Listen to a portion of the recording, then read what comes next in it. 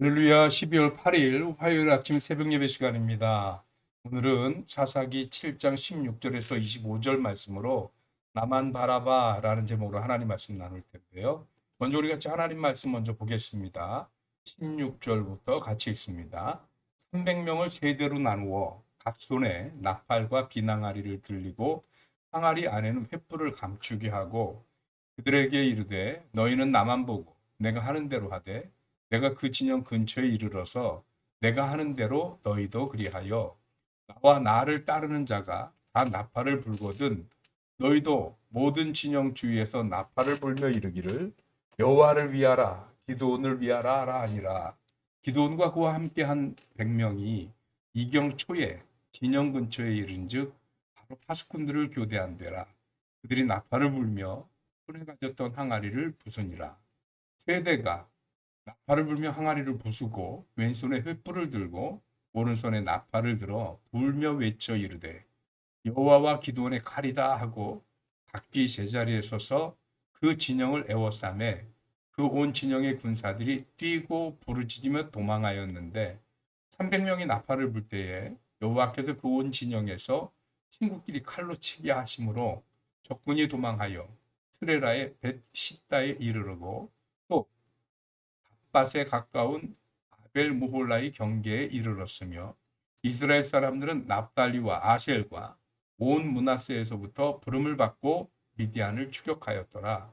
기드온이 사자들을 보내서 에브라임 온 산지로 두루 다니게 하여 이르기를 내려와서 미디안을 치고 그들을 앞질러 벳바라와 요단강에 이르는 수로를 점령하라 하매 이에 에브라임 사람들이 다 모여 벳바라와 요단강에 이르는 수로를 점령하고 또 미디안의 두 방백 오렙과 스엡을 사로잡아 오렙은 오렙 바위에서 죽이고 스엡은 스엡 포도주 틀에서 죽이고 미디안을 추격하였고 오렙과 스엡의 머리를 요단강 건너편에서 기드온에게 가져왔더라.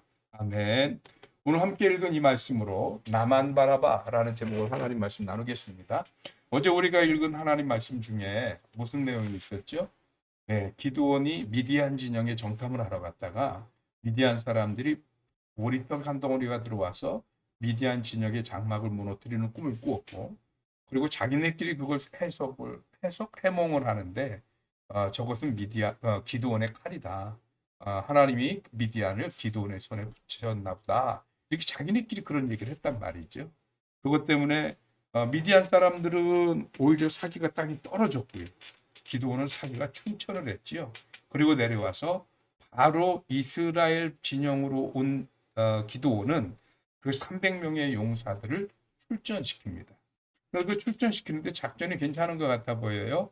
300명이라는 적은 숫자이기는 하지만 그 숫자를 3개의 편대로 나누고 각각 좌우 중앙으로 공격을 하게 하고요. 자리를 잡게 하고 그리고 전부 손에 횃불을 들고 그 횃불을 항아리로 덮어서 횃불을 항아리로 덮은 건지 항아리 안에 횃불을 킨 건지 그러니까 어쨌든 횃불로 항아리를 덮어서 바깥으로 불빛이 새나가지 않도록 한 거죠. 그랬다가 신호가 가면 갑자기 그 항아리를 깨트려서 소리를 내고 횃불을 확 밝히면서 그리고 양각 나팔을 불고 그리고 소리를 질러서 하나님을 위하고 뭐 기도를 위하라 뭐 이런 식으로 소리를 외치라고 했습니다. 그랬더니 정말로 그 300명이 동시에 여기 보니까 약 이경 초에 그런데 이경 초라는 거는 우리로 치면 한 자정쯤 되는 시간이거든요. 그 자정쯤에 항아리를 깨뜨리면서 그러면서 그 소리를 지르고 하니까 미디안 사람들이 자기네끼리 서로를 치고 그리고 서로 피해를 당하다가 도망하기 시작했다는 겁니다.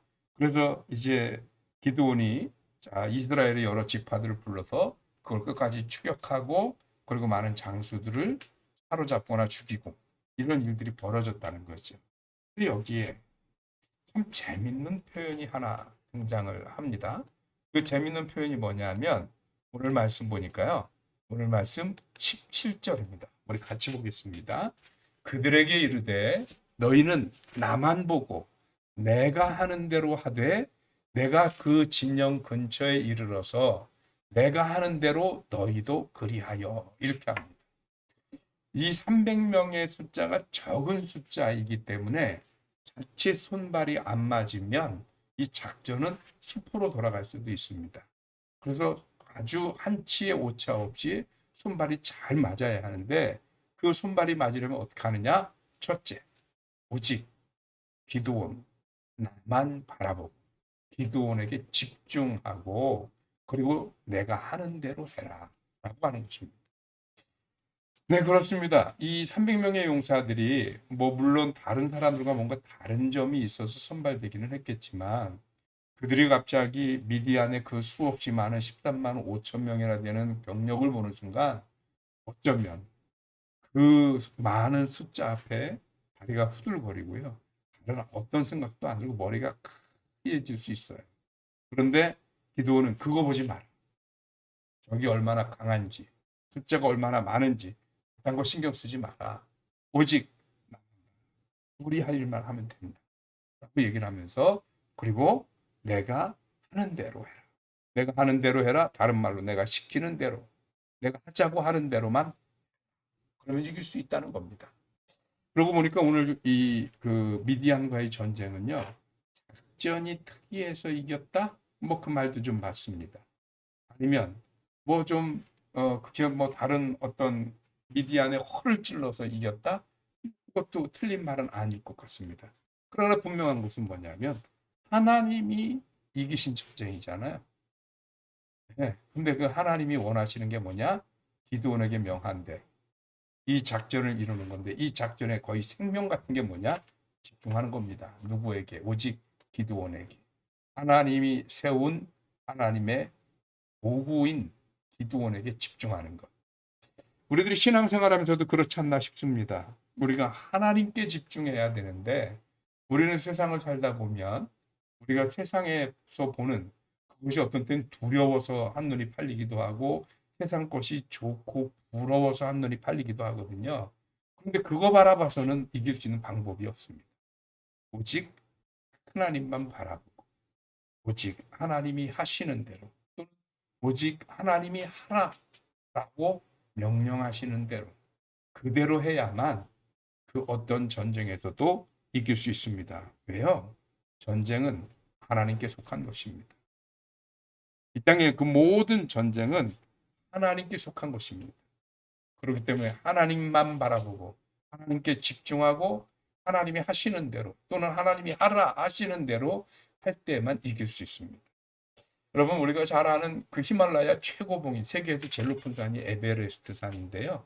그 에베레스트 산을 인류 중에 가장 먼저 산꼭대기까지 등장하고 정복한 사람이 영국의 힐러리 경입니다. 그런데 그 힐러리 경을 향해서 사람들이 묻습니다. 아무도 그동안 도전해서 성공한 사람이 없는데 당신은 도대체 무슨 비결이 있어서 에베레스트를 우리 인류 중에 가장 먼저 등산하고 정복할 수 있었습니까? 라고 물었습니다. 그런데 그때 힐러리 경이 그렇게 대답을 했다고 그래요. 나는 오로지 셀파가 시키는 대로 했다. 셀파가 누구죠?